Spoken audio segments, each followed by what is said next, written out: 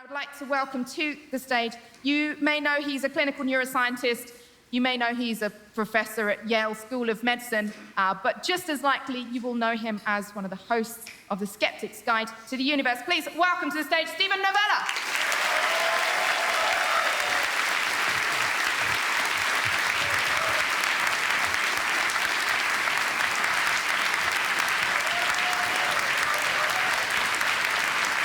Thank you, everyone.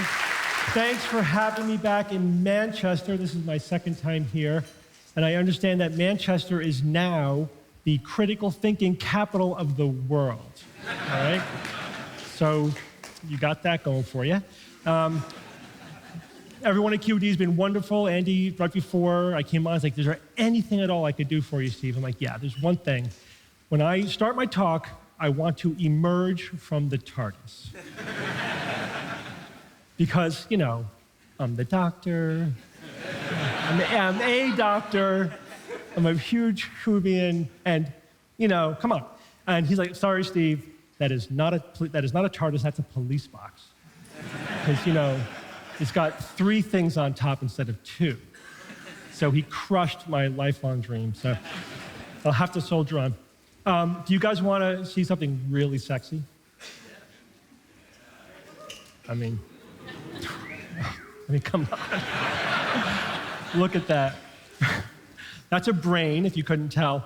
That is just a tiny slice of the information that we are finding out from the Connectome project, right? This is an attempt to map all of the connections in the human brain.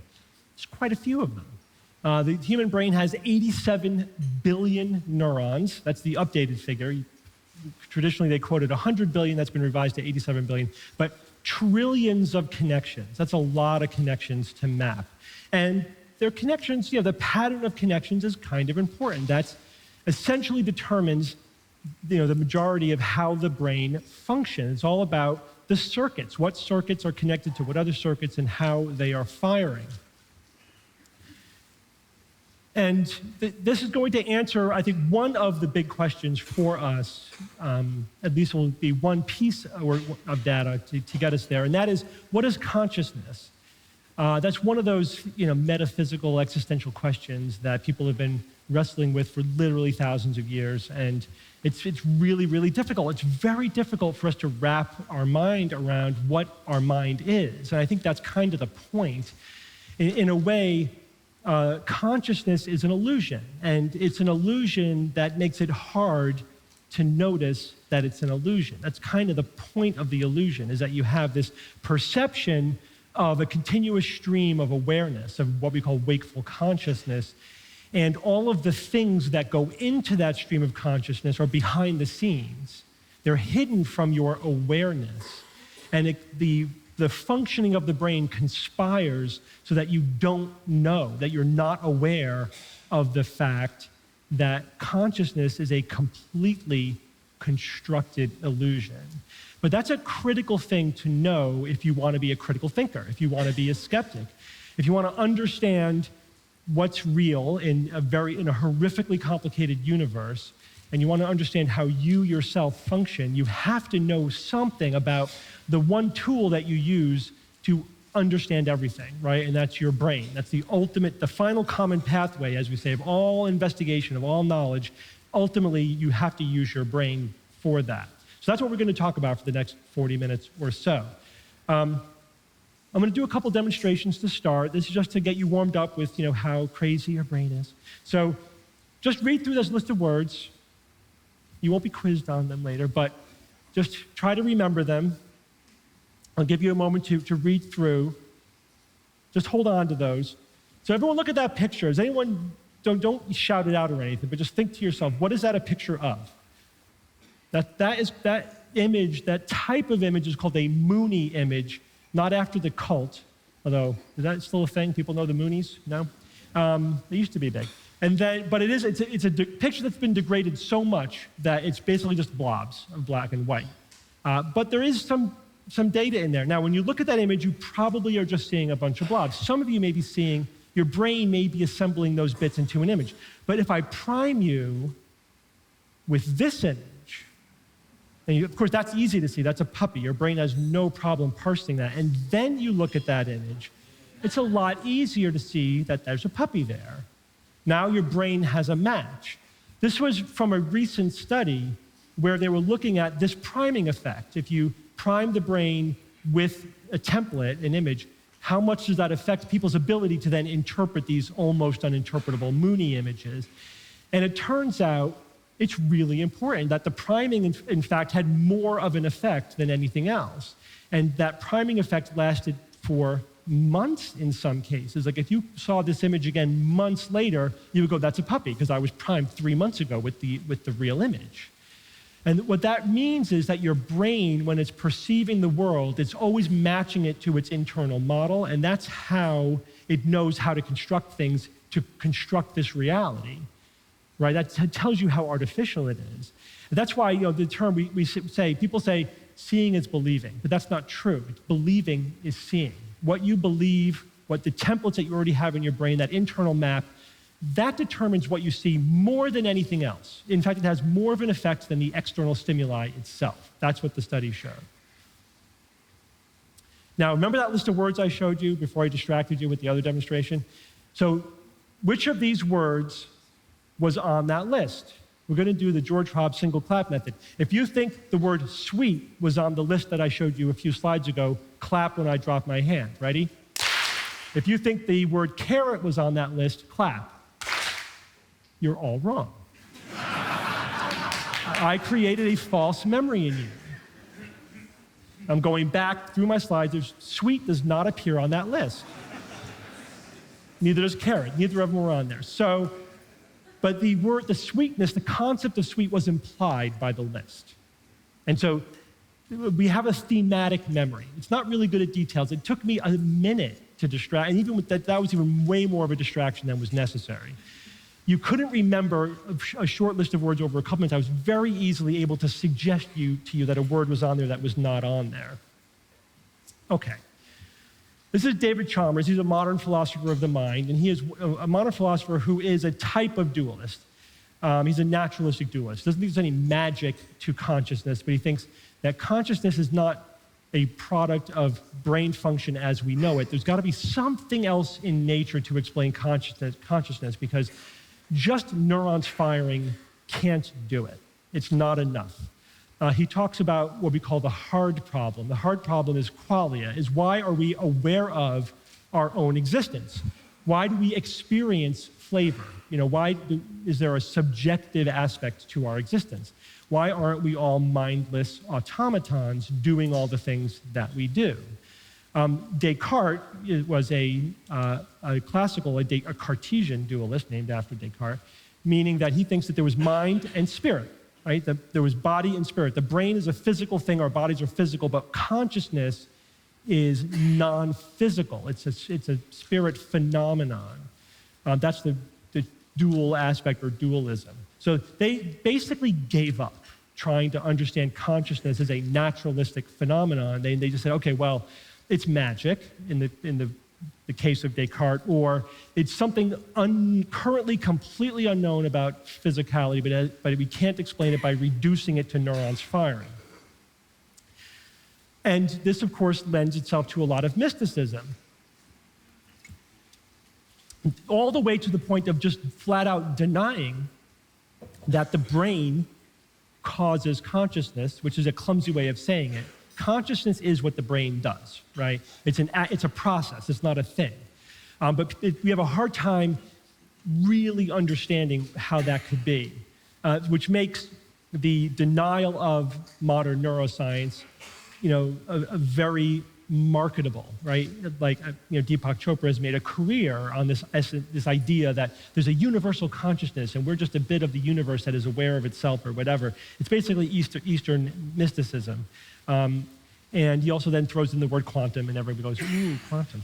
But it's essentially complete and utter denial that the brain is conscious, right? The firing of neurons is consciousness. And this has been, and very deliberately so, at least in the United States, has been tied to creationism. And in fact, the Discovery Institute, which is a pro-creationist institute, also has now adopted neuroscience denial is part of its mantra, right? So denial that life can evolve through naturalistic processes, the denial that we could be conscious purely through physical, naturalistic processes. But I think that philosopher Daniel Dennett is, if not totally correct, is probably the least wrong in trying to understand consciousness. Again, he's a philosopher, not a scientist, but he's trying to put together, how do we conceptualize this? And he says, life is an emergent property of what living things do. It's like life is just chemical reactions, but life seems to be something more, and in fact, that's our intuition. We are born with the intuition that there's an essence, that there's something to living things that's fundamentally different than non-living things. Consciousness, dualism is an extension of that. But just as if we say, okay, so there's this life force, and it does whatever the physical stuff can't do. But if you take away all the things that the physical body does, we are left with nothing, right? There's nothing left to explain. And so vitalism was not so much disproved as just had nothing left to do and was just discarded because it evaporated. Same thing is true of consciousness. If we say, okay, the hard problem, Chalmers' hard problem is the stuff that we can't explain with known neurological processes. Let's start taking those things away one at a time.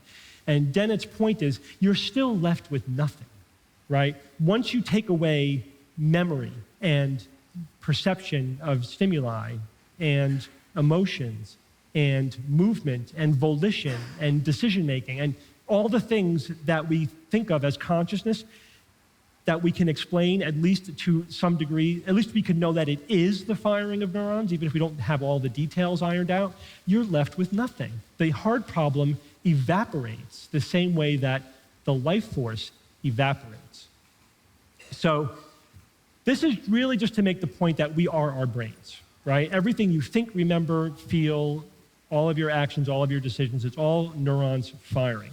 And you have to have that as sort of a foundation to move forward and try to understand, okay, what do we know about those circuits that will help us understand these processes that are going on inside my brain?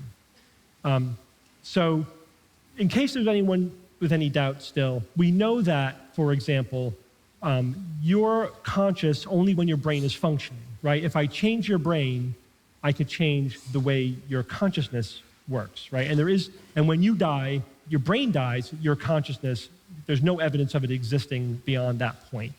All of the predictions you would make from the hypothesis that the mind is the brain turn out to be true.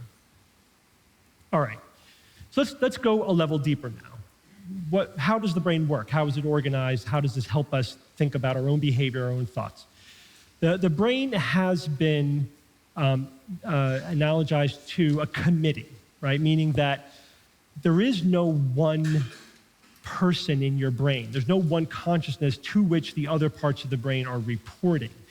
That is one of those hypotheses that's hard to kill. It's like staking a vampire over and over again, but it's hard to make it go away because it's so intuitive. We think of a little person inside of our brain, looking at, that's the Cartesian theater they call it, like looking at the things that are happening, which of course doesn't solve anything. It's like that movie Inside Out. You guys see the movie Inside Out? It was a cute movie. I loved it, but it's a horrible brain metaphor. But it's so intuitive though, right? That, of course, then who's inside their brains and who's inside their brains? But it doesn't work.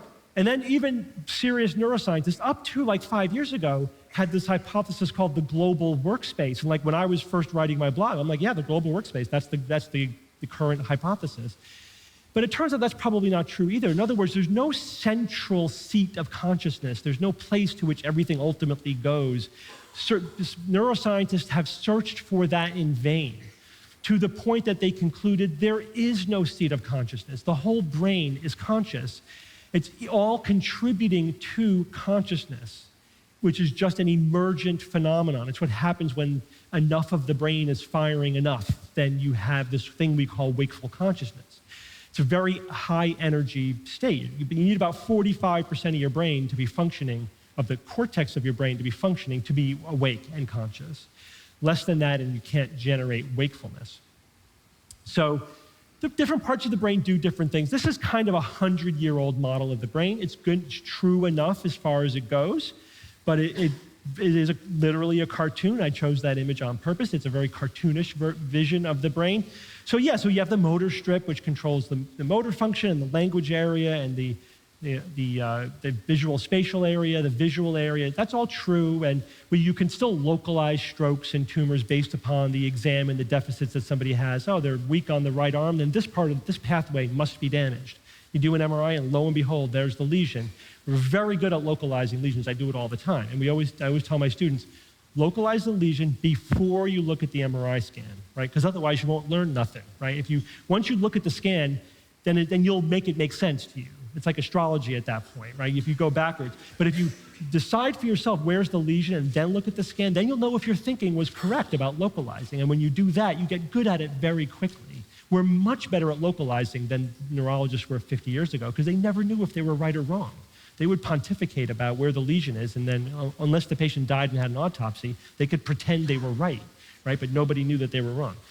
But the committee analogy is really important because it's a bunch of voices in your head, metaphorical voices with different calculations, motivations, whatever, and then that all emerges as some final behavior and experience that you have. And we're learning a lot about how those different pieces contribute to that consciousness, and they all contribute to the consciousness. And you could take one piece away, and you're still conscious, but you're just missing that piece. Whatever it did is no longer part of the emergent property of your consciousness. But we're going to go one level deeper still. So this is also kind of a simple connectome of the brain. Don't worry about the details for a bit. So the one other question about how is the brain organized? So we know there's lots of neurons with lots of connections to other neurons, and there's networks in the brain, right? But there's also modules in the brain, meaning that there appears to be parts of the brain that are doing something. Like this part of the brain is involved in language, right? That part of the brain is not involved in language, so there's a difference. So why is that? And for a long time, there was this debate. Is the brain organized as modules, with different pieces of the brain doing different things, or is it organized like networks with pathways in the brain doing different things? And the answer is yes. It's both of those things. There are networks of modules. And to make things more complicated, any individual module can participate in multiple networks. So when you can't even really answer what does that piece of the brain do, the answer is it depends on what it's networking with at any given moment. So when we're looking at fMRI scans of this part of the brain lighting up or that part of the brain lighting up, we have to be very careful about how we interpret that, because it doesn't mean that that's what that part of the brain does. We then also have to know, okay, well, what network is it participating in in any given moment as well? And then we have to understand, okay, this module participates in these kinds of networks because it's doing this kind of processing, but the network determines what it's doing at any moment. And then all of those networks firing at the same time, together, obviously not everything is firing at the same time, that determines what your brain state is at any given moment. But this picture is from a very interesting study, and I'm going to get to it in detail in a minute, but it basically showed that the complexity of the networks increases as we get older. Who knew? This is one of the few things that gets better as we age, increasingly hanging on to those things. And which is actually psychologists have, I love it when you have independent lines of evidence converging on the same answer. So psychologists have known for decades that, the older we get, we think in more complicated ways. Makes sense, right? You have more experience, you learn more things, there's more information there. You think in more subtle and nuanced and complicated and thorough ways. Not just from a youngster to an adult, but as we get older still. As an older adult versus a younger adult, we continue that process. We just have more increasingly sophisticated algorithms and systems of thinking about things. And this is now a study looking at the activity of networks in the brain that showed, yep, that's true. Older people have more sophisticated, complex networks in their brains than younger people do. And, this is the kicker, not everyone though. So not everybody gets a more complicated network as they age. But those that do perform better on cognitive tests than those that don't. So we don't fully know what the implications are of that yet, but I'm going to assume this. or I'm going to, at least this is my hypothesis, that people who are intellectually engaged get smarter as they get older and their brain gets more complicated. The networks in their brain are better able to work, to function, and they do better on cognitive tasks. But if you don't, then your brain doesn't get more complicated and you don't get better at cognitive tasks, right? Those two things probably go together. So the positive spin from that is, and this has also been independent, we don't need this to know this, that the more involved you are intellectually, the more you will stave off dementia, right? It actually will prevent dementia if you remain intellectually engaged, and the more cognitive ability you will have. It's a use it or lose it kind of thing. So that's something else that we have control of in our life. And it's further, the thing that seems to be the most stimulating is doing new stuff. So do something you've never done before. If you're 60 and worried about getting Alzheimer's disease, learn a second language. It's not going to be easy, and that's the point. Pick up an instrument you've never played before. Do something, start playing video games, to spin off my panel from earlier in the day. It's true, do something you've never done before. All right, here's another fun demonstration. This is just a demonstration that you have circuits in your brain, and those circuits determine your cognitive function. And you can't change the circuits in your brain, at least not easily. Anyone here familiar with the Stroop effect? Okay, not too many, that's good. So don't shout anything out. Just in your own mind, take a look at these words. I'm going to have you shout. I'm going to have you just say out loud as we go through the words, just as quickly as you can. As quickly as you can, what I want you to do is say the color of the ink, but don't read the word, right? So if the word blue is in green ink, I want you to say green, not blue. Does everybody get it? All right, let's see how quickly you can do it. Yellow, green, red, white.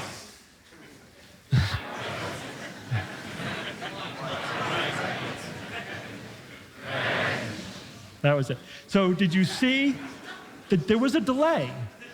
That would have been boom, boom, boom, boom, boom if you were just reading the words. All right, we'll do it. Now read the words. Read the words. Red, blue, yellow, black, green, orange, white. Much better. Right? Why is that? Because there's a part of your brain that knows how to read, right? And you can't turn it off.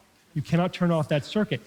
You have to, and the brain is a little hierarchical, right? So you have this built-in part of the brain that you've been doing your whole life, assuming you're literate, right? You can read English, and you have to consciously suppress that in order to then read the color. And that conscious suppression takes 300 milliseconds, 400 milliseconds to do. And so there was that delay, and a couple people made mistakes. I heard some mistakes in there because you just didn't do it every time. You might be able to get a little bit better if you practice, like you could fuzz out your vision so you can't read. You kind of cheat a little bit, to fuzz out your vision. This effect is almost completely reliable. It exists for everyone, everywhere, always. You cannot make it not happen. You cannot rewire your brain. In fact, it's so reliable, it was used to flush out spies, right? So let's say you're a German spy pretending to be an American who can't read German. You give them the Stroop test in German. And if they have a delay, they can speak freaking German. And you can't hide it. You can't hide it. There was one study so they tried to hypnotize people to say you can't read English. And they do the Stroop test, they still have a delay. Except 1% of people. And the thinking is that that 1% of people actually might have a connection in their brain where they can suppress it, but it can only be engaged with hypnosis. So but if you don't have the pathway, there's nothing you can do about it. Okay. Here's something else we need to know about our brain. It's optimized for efficiency. That's a good thing and a bad thing. So our brain functions very energy intensive, right? Many people have probably heard it uses up 20% of our energy, consumption is just keeping the brain chugging along. In fact, The resting state, I think I have a slide on this. The resting state, meaning just if you're just sitting there doing nothing, you're using pretty much as much brain energy as if you're doing a task. There's only a slight increase in brain activity when you do a specific task. The resting state, just being conscious, is like the vast majority of your brain function. So the brain is so, computation hungry and energy hungry that evolution has optimized it for efficiency. And some of that efficiency is physiological. It's just in the wiring of the brain, right? And in fact, those people who have a more efficiently wired brain are also more cognitively, intelligent, if you will. They perform better on tests of cognitive function. So efficiency, this neurological efficiency is a good thing. That's why we, are as smart as we are. But we have finite resources. And so our brain has evolved all these methods to try to get done the tasks it needs to get done with the least amount of computations and energy. Because computations are energy, and also there's a limited number of neurons and networks, and this module can only connect in this network, and you can't do that network too, so this has to be on pause while I'm doing this, and then we can get back to that. And so that's what's happening in your brain in the background all the time. You're not aware of it, but there it is. And it's doing a lot of stuff. Your brain's doing a massive amount of stuff that you're not aware of all the time. I have patients who have traumatic brain injury. They get a concussion, they have diffuse axonal injury, their brain gets shooken up, those connections get broken to some extent, and then they realize all the stuff their brain was doing in the background because they can't do it very well anymore. And they're like, I'm dizzy and I can't walk past stuff fast, and all this, to me, interesting, to them, horrific symptoms, because their brain is operating only on one cylinder, and all this background stuff that they took for granted, they can't take for granted anymore. So when you do anything, it's a zero-sum game. And psychologists, again, have found this too. We see it in the brain, and we also see it just psychologically.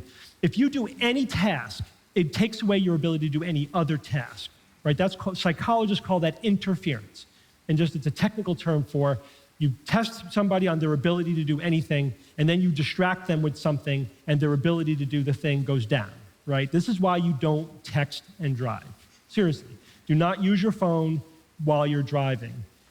Even talking on the phone is distracting. Your brain, you're literally taking away brain resources from driving. And that's a very energy intensive task. Your brain is processing a lot of visual information. You're making a lot of quick decisions in real time, often with split second. And you degrade that even a little bit, and your chance of getting into an accident goes way up. That's a real thing. Don't multitask. We cannot multitask by definition. We're not data. As I like to say, data could do 6 things at once because he has parallel processing, but we don't. I mean, we have massively parallel processing, but only one attention. So that's the phenomenon of attention is very interesting. We only really have the ability to attend to one thing at a time. You can make your attention diffuse or focused, right? Like I can sort of pay attention, so I could see everybody at once. So like if somebody raises their hand, somebody raise their hand. I could see who does it, right? But I'm not getting a lot of information from any one of you, but I could sort of see everybody. Or I could focus on this guy and I won't see anything else, right? That's how magicians use that, right? That's hypnosis is basically that, where you're just doing things to get people to focus their attention the way and where you want them to, and they miss everything else. Because that's one of the things our brain does in the background. It's constantly deciding what's important, that's important, filter out everything else, right? That's attention. In order to do a task, you also need to focus your attention. And you could focus your attention inward as well as outward, right? You could focus on doing calculations, and maybe you're not seeing anything outside the world. If you're trying to do 2 tasks at once, you can't literally do that. So what you do is you rapidly switch back and forth between the 2, or however fast is necessary to do whatever it is you think you're doing. And when you do that, most of your brain function is just switching your attention. So you do less than 50% on both tasks. You do much worse, because you're now wasting 20, 30% of your brain resources just shifting your attention. It's massively inefficient, so just don't bother trying to multitask. But there's other things we do that are more subtle, right? Heuristics. We talk about this a lot on the SGU and in my lecturing.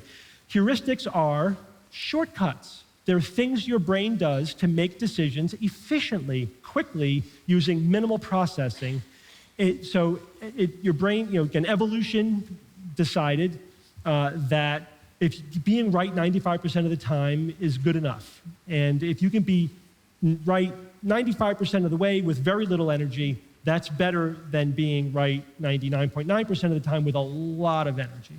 That's essentially what a heuristic is that trade-off between efficiency and precision and accuracy and the analytical, very work-intensive aspect of thinking, right? So, like for example, one heuristic would be the representativeness heuristic, right? If somebody looks like they're a nerd, I'm going to assume they're a nerd, right? They may not be. They may have those features for other reasons, but that's kind of where prejudice comes from, is like we like to categorize things and oversimplify. That's the simplicity bias.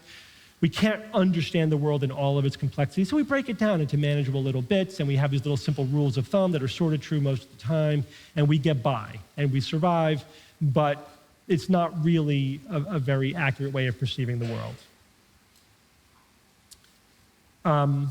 So I talked about, again, getting to the more physiological level. It's more the psychological level. The physiological level, the resting state networks using up all your energy. It's really interesting because this was a surprise. The neuroscientists thought, like when you told somebody to engage in a task, their brain function would go way up. But it actually just ticked up a little bit. It was like really barely above the background. This is why you guys have probably seen images of fMRI scans. I showed you one on an earlier slide where you're like, here's a black brain and there's colors blooming of activity. All bullshit, right? First of all, that's computer enhanced color, right? That's not anything real. That's just an algorithm saying, whatever. If it's like 20 activity, whatever that is, let's call it 20, we'll make that black, and 20.01 is red, so it looks like it's a lot of activity. But the signal to noise ratio is razor thin. Meaning there's all this background activity, and then the thing you're looking at is just barely peaking up that background noise. And they have to do multiple sessions with multiple people to make those images that you look at. That's not one person thinking and boom, their brain lights up. That's really massaging this little bit of signal out of just all this background noise, which means that about half of fMRI studies are bullshit, right? But the trick is knowing which half. That's the hard part.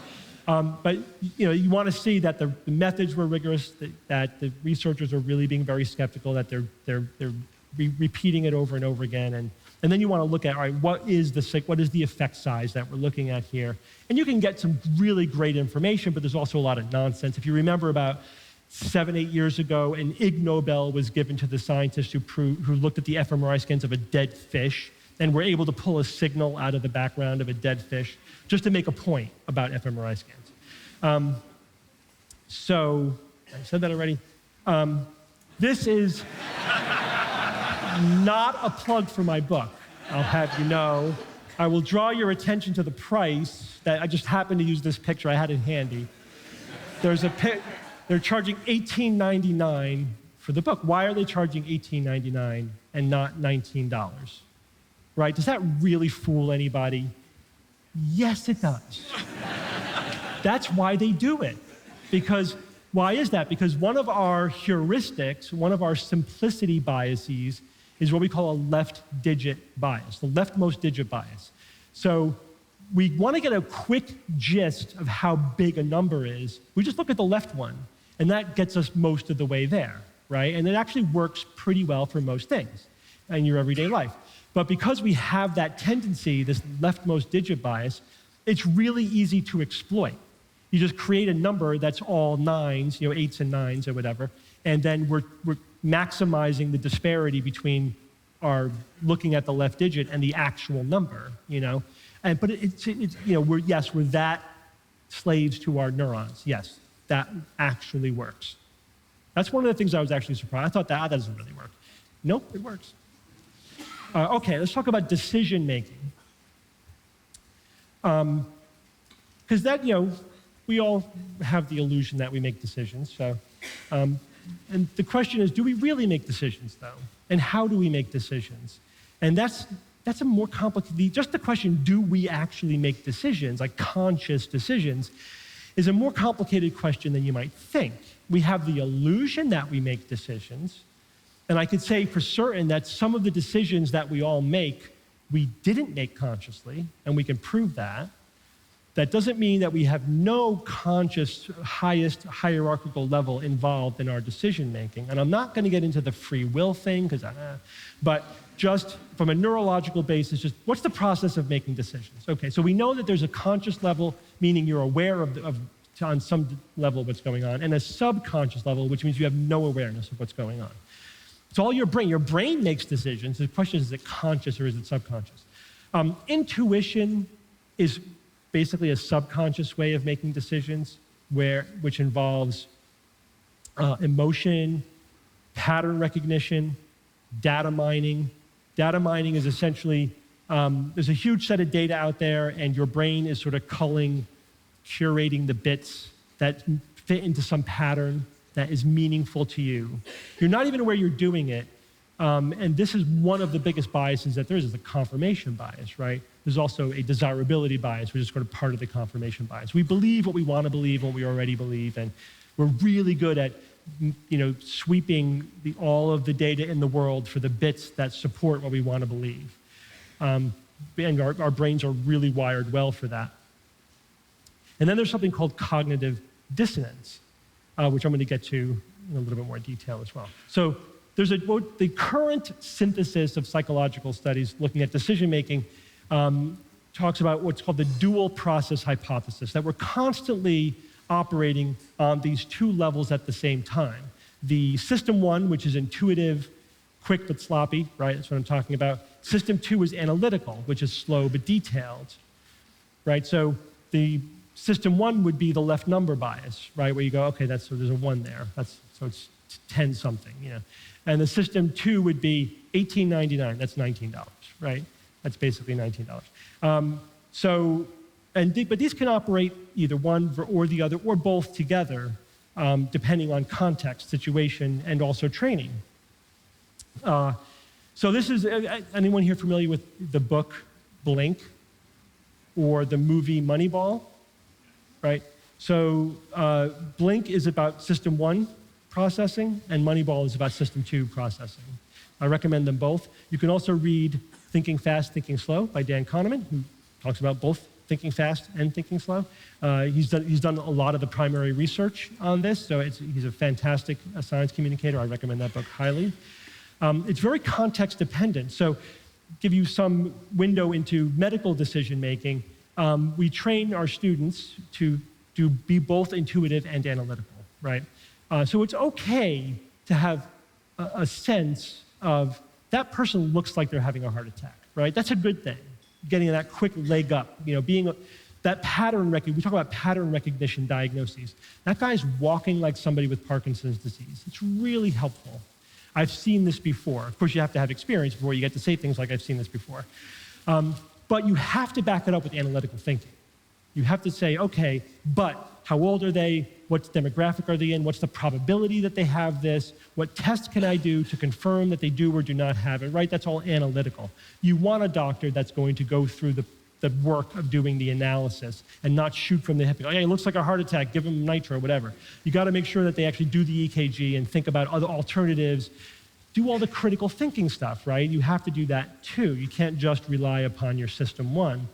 But what tends to happen is the more expert people get, the more they rely on system one than system two, which has a complicated effect on their ability and their accuracy. So as physicians get older and more experienced, they get better at diagnosis, but worse at treatment. Because their pattern recognition really serves them well in diagnoses, but they tend to rely more on their experience than the latest algorithms based upon published studies in terms of treatment outcomes. People fresh out of training tend to be more evidence-based than older physicians, unless they're in academia, in which case they're perpetually students, right? Which is true, even though I'm saying that not just because I'm an academic, although that's a huge bonus. All right, I'm gonna give you 30 seconds to memorize this. I love infographics that work. This is an infographic of the known cognitive biases broken up into different categories, like what do we pay attention to, what do we need to do to make very, very quick decisions? What do we do when we're in ambiguous situations? And how do we handle having too much information? But then there's very, very specific ways in which we make these shortcuts or we're biased. Of course, I can't go through all of them in any kind of talk, but it's good to know, wow, there's a lot of shit going on in our brain. There's a lot of things happening that is influencing the way we think about things. All right, what's cognitive dissonance? So at a recent talk, I tried to induce cognitive dissonance in my audience, and I was very successful at it. I'm going to try the same exact thing on you guys. I don't know if it's going to work as well. I told them, you're more of a skeptical audience, so it might not work. I said, like, how many people here buy organic food or think it's good for you? Oh, it's not going to work on you guys. This was a less skeptical, more liberal audience. And I really hit organic farming hard. And it's bad for the environment. It's total crap. It's worthless. It's a waste of money. It's a scam. It's a total marketing job by the organic food lobby. And man, the faces in the audience had the predictable reaction. It was wonderful. And I said, that feeling you're feeling right now is called cognitive dissonance, where now you have two thoughts. You have somebody that hopefully you think is speaking with some expertise, telling you something that's completely different than something you already believe. So it's basically conflict, right? It's the conflict between two thoughts in your own head, or something you already believe and something you're being told, or something you believe and something you do, right? So I'm on a diet, but I have that cheesecake anyway. That's cognitive dissonance. I'll do an extra mile tomorrow on my treadmill. That's how you resolve the cognitive dissonance, right? Or I believe something and somebody tells me something else, they're biased. They're a shill. They don't know what they're talking about, whatever. There's all kinds of ways. That's fake news, right? That's the latest way. Fake news is like the cognitive dissonance eraser just across the board. To dismiss anything you don't want to believe. This is actually, we've seen the circuits in the brain. We can see, again, when, and it's all frontal lobe. All this high level shit is all frontal lobe. It's all you're going to walk away from anyway, right? So this is the posterior medial frontal cortex. There's different parts of the frontal lobe, but if you just remember it's frontal lobe, that's great if you're not a neuroscientist. It basically is, you have cognitive dissonance. You could see the tension between the two parts of the brain, and you could see the negative emotions happening in the brain. You could see it. And then the person resolves the cognitive dissonance. And you know what happens then? You get a shot of dopamine and it makes you feel good. Your brain rewards you for relieving the cognitive dissonance, which reinforces the behavior. So it's a double whammy. You not only not feel bad, you actually feel especially good. That you found, and so it's actually a little bit worse than what I've already said. So we have, because it's worse, the more intelligent you are, the better you are at resolving your cognitive dissonance. And unfortunately, cognitive dissonance resolution is absolutely necessary. It is a healthy, necessary part of our brain's function, right? It's how we resolve internal inconsistencies. Because one of the other things that our brains evolved to do more than anything else is be internally consistent, right? Your brain is telling you one narrative that makes continuous stream of sense. And it weaves all of your perceptions together so that it weaves into one narrative. That's why it makes up stuff and deletes things and enhances things and matches it to your internal pictures so that you're telling yourself this one consistent story. And then you hit a speed bump because all right, contradictory information, I have to resolve that. So we evolved for our brains to make us feel bad when we have that conflict, and we're motivated to resolve it. And the pathway of least resistance is not to change, because changing what we believe or feel or think is work. Because then we have to resolve all the other conflicts that may generate, right? If I convince a born-again Christian that evolution is real, that's not the end of their cognitive dissonance. That's just the beginning of their cognitive dissonance, right? So it's a lot, less work for them cognitively to just say, I'm from Satan, or whatever they're going to say, rather than rearrange their worldview around this new piece of information. So what we do is we rationalize. This is what psychologists call rationalization. So, and we use our vast intellectual power to make up reasons to believe what we already believe and to resolve that conflict. That's the pathway of least resistance. That cognitive dissonance circuitry in the frontal lobes connects to the limbic system, which is the emotional centers of the brain, right? What's interesting is, this really drives home my primary point that you're just the firing of chemicals in your brain. If you use transcranial magnetic stimulation, right, a little bit of energy focused in the right part of your brain, and you suppress the medial frontal cortex, then the effect, so I have to tell you one other thing. When you resolve cognitive dissonance, you change your beliefs in order to resolve the conflict. Here's a simple way to demonstrate that. If I make you choose between two things, Coke or Pepsi, whatever, choose your favorite. And then you choose one, you automatically downgrade the second because you rejected it, right? That's the post-choice reevaluation rationalization, right? After you make a choice, you reevaluate the situation to reinforce the choice you've already made. People do that. You can quantify that by making them rate stuff, right? But if you suppress the PMFC, they do that less. Their post-choice reevaluation effect goes down. If you suppress the connection to the limbic system, it goes down. They don't rationalize. You could change people's behavior by just zapping a part of their brain, which is a great way to prove that this circuit is doing what we think it's doing, but it also shows, yeah, you're just the friggin' circuits in your brain, right? Okay. So we've also shown, this is interesting, I'm running out of time, so I'm going to speed up my pace a little bit. So conscious versus subconscious. If we look at the brain and then make people make what we call a free choice, right? Just choose A or B. The brain, parts of the brain light up to 6 to 10 seconds before they make the choice, before they're aware that they've even made a choice. Their brain is lighting up. That doesn't necessarily mean that that decision was made, but the brain is preparing to make the decision. The decision-making part of the brain is activating, and that includes before doing a motor task, and recently also before doing an abstract task. So it's not just the motor system we're looking at, it's some kind of generic decision-making circuitry that we're looking at. But here's the kicker again, is that about 60% of the time, which is not, again, the effect size not great, you can predict what choice they're going to make by the way their brain lights up. So in other words, some of the time, I could tell you 6 seconds before you know it what decision you're going to make, because you've made it on a subconscious level and you weren't aware of it.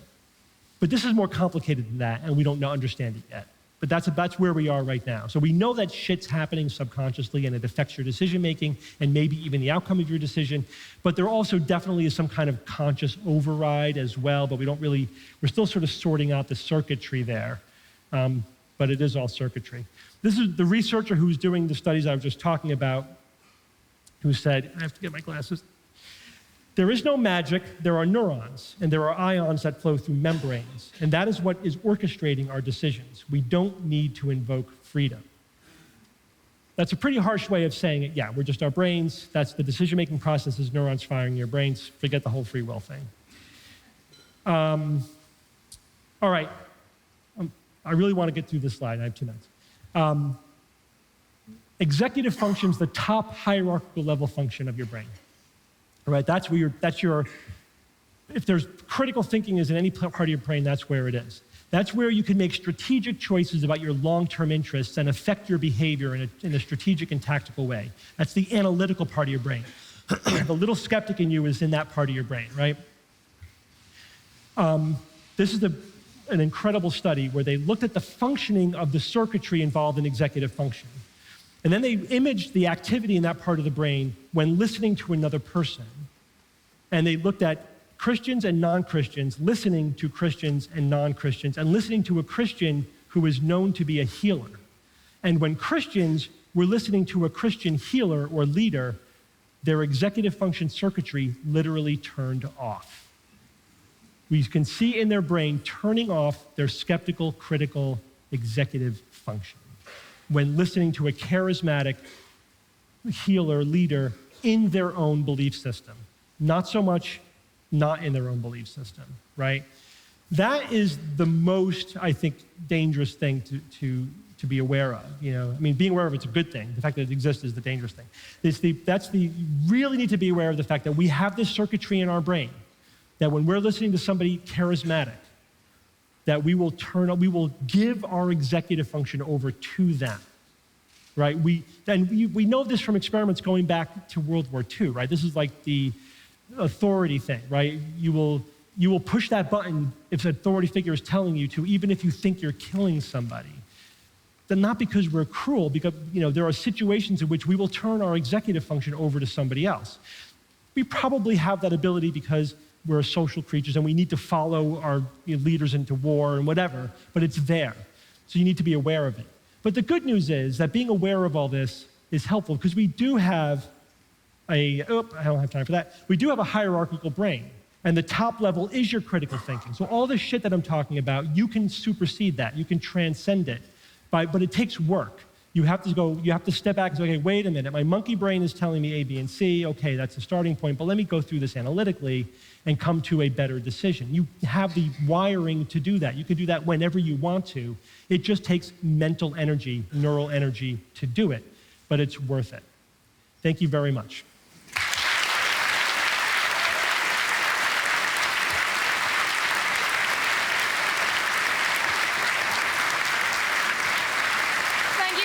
Book signing. Steven Novella. Thank you. Thank you so much. Bang on time. Wonderful stuff.